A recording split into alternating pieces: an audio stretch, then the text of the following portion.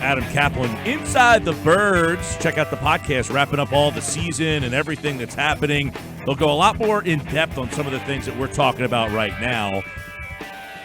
With us here on the Boardwalk Honda Hotline, NFL Insider, SiriusXM NFL Radio, Inside the Birds podcast with Jeff Mosher. He's Adam Caplan, and he joins us every Wednesday at this time as we take a did I hit the wrong one? Yes, I did. That's my fault. Here we go. There's Adam Caplan. What's going on, buddy? Guys, good to talk to you. Yeah, yes, today was very interesting. Some things happened or some responses to questions. Mike from the media and the Howie Roseman, Doug Peterson press conference I was not expecting. So it was a very eventful day, so much so that I think Jeff and I might be changing our format for our Friday morning show. We'll see what happens. All right. Well, you said some things unexpected. I'll start with that then. What stood out as unexpected to you that that surprised you? Yeah, Mike, I was not expecting Doug Peterson to not back Jim Schwartz fully to be coming back. He was asked a series of follow-up questions and just questions about his coaches, and Reuben Frank was the last one to ask him. Basically, look, if he doesn't, Jim Schwartz, your defense coordinator, does not get the Cleveland job, we'll be back at Philly. Doug said, quote, as a part of the evaluation process and all that, I would assume, yes, he's currently my defensive coordinator. Yeah. Well, okay. He just opened a can of worms. Obviously, his job is tenuous.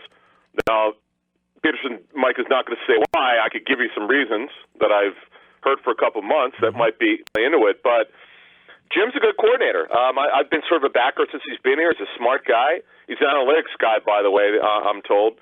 At Football Outsiders, I know he's really big on. That's why Cleveland likes him, due in part. He also coached there many years ago under Bill Belichick. But today's was surprising. That was the big one of all of them. I don't want to say I was shocked, but I was definitely surprised. Well, then I will follow up with that because we talked about this a little bit.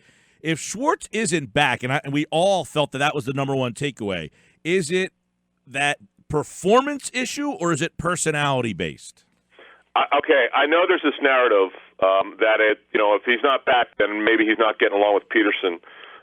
Let's just say that's about 10th on the list of real answers. I mentioned on your show a couple weeks, I don't know, maybe a month or it was probably more than a month. It was probably more 6 weeks ago. You had asked me about why the team was struggling. I said a lot of it's the lack of player development. I said my history of my career in 20 years, because I know you guys quoted me on it. It was the biggest lack of player development I've seen covering the Eagles. I mean, it's just really not been very good.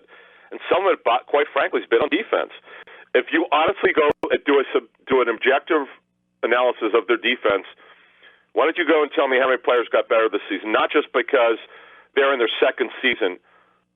If you can honestly tell me how many players got better because of coaching, I would like to hear them. So the challenge is, Adam, if this were the case, would be then to find, if this were to be the case that Jim doesn't come back, is not just a strong defensive coordinator mind, right, but also someone who develops the talent. Because clearly, if talent development is an issue, that does go to coaching. It does. Now here's what the coaches are going to tell you. Mm-hmm. I've had these talks with coaches over the years. We can only coach the talent you give us. Mm-hmm. If you don't give us good enough players, then we may only get them to be average if they're below average. But here's the problem. When your second-round pick, Sidney Jones, can't get on the field for defense, he only plays special teams. When your third-round pick, Russell Douglas, cannot get on the field, he only plays special teams in this game last week. That's not good. It's either the player, the coach, or coaches in this case, or a misevaluation from the front office. It's not none of them. That's not acceptable. Yeah, interesting. Now, the Carson Walsh and Mike Groh comments, as you noted, and we did too, were so starkly different. It was, yes, they're back. And I tweeted out earlier, no one really asked Doug Peterson specifically if they're back in the same roles. And I think that's a question that's still maybe ambiguous or at least not offered by the Eagles right now. Yeah, I thought it was interesting, Jeff. So I think Jeff McClain asked an interesting question, though I don't quite know. It was a little bit convoluted, the answer, but I could tell you that I like how Doug said when he was asked about bringing on a senior offensive assistant, that he said he was open to it. And it's not on his radar. Clearly, I mean, that was, I could read between the lines. It wasn't. But at least he said he's open to it. Now, when he talked about the front office, now obviously that one was, we all know there's Tom Donahoe. But when you look at just kind of the overview of this press conference, I would say that if we're being honest here, there's very little that's off the table. The only thing I know for sure is Doug Peterson will be the head coach for 100%. After that, could you guys honestly tell me, and I think Mike Rowe's back, by the way. I know Doug sort of gave him a vote of confidence, and I know that as Doug would talk at the second half, boy, he started changing his tune a little bit on Carson Walch, Jeff, as you mentioned. Mm-hmm. But I would just say this. Don't be surprised if certain things happen that you didn't think could happen. I'll just leave it at that. Yeah, well, at first, Adam, as we all kind of heard, was he gave Groh and Walsh a stamp of approval, like they will be back, and then he almost had to backtrack because he didn't do the same for Schwartz, so he almost lumped them in with Schwartz once he didn't give Schwartz the same approval that he gave those two. Yeah, I think the more he talked, the more he got gruff. He had a couple short answers. He was not happy at the grilling. I'm going to give you a little bit of a scoop from 4 years ago. So Greg Lewis, you might remember Greg Lewis was fired. But I could tell you that was not the impression that Greg Lewis was given, according to a source close to him. Greg and the other coaches were told they were staying, and then a week later, or they were given the impression that they're all back in a meeting like they had this week. And the next week, as we know, Greg Lewis was fired. And by the way, Adam, in that press conference that Doug had at the end of the year, he said everybody was coming back. So it looked bad on him after Greg Lewis. You mean 4 years ago? Yes, 4 years ago. Right. Right. Okay. So that's why we should look at today's words and say, hey, you never know, right? Right. Well, okay. So I could just tell you that Greg Lewis was under the impression he was coming back because that was based on the meetings that the coaches had with Doug Peterson. Mm-hmm. So I don't know what changed that, but I could tell you that you're right, Jeff. This one, the more Doug Peterson talked, the more like, oh boy, some stuff could be coming in. Roseman said at the top of within the first couple of minutes, they have not had their meetings. They're not finished with their meetings. Is really what's happened. They started them, but they're not close to done them. And we've had a trickling out over the years with Eagles coaches fired. Jeff, you and I did some reporting. We were first reported several of them last year, and not all of them happened, by the way, in the first 3 days. Some of them happened the second week. So. Right. It's going to be an interesting offseason. That's the way I would sum this thing up. No doubt about it. Adam Caplan with us. Quick in-house stuff. Jason Peters, Malcolm Jenkins, they got the veteran guys there that Howie admitted today that he has some problems, breaking ties with guys like that. So those two seem to be the biggest questions of Jenkins isn't even a free agent, but he definitively said he's not playing under this deal. So are those two the biggest in-house decisions they have?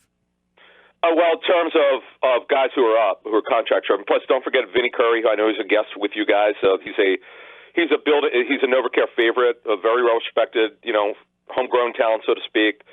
I would say, of the group, yes, those are the two top ones.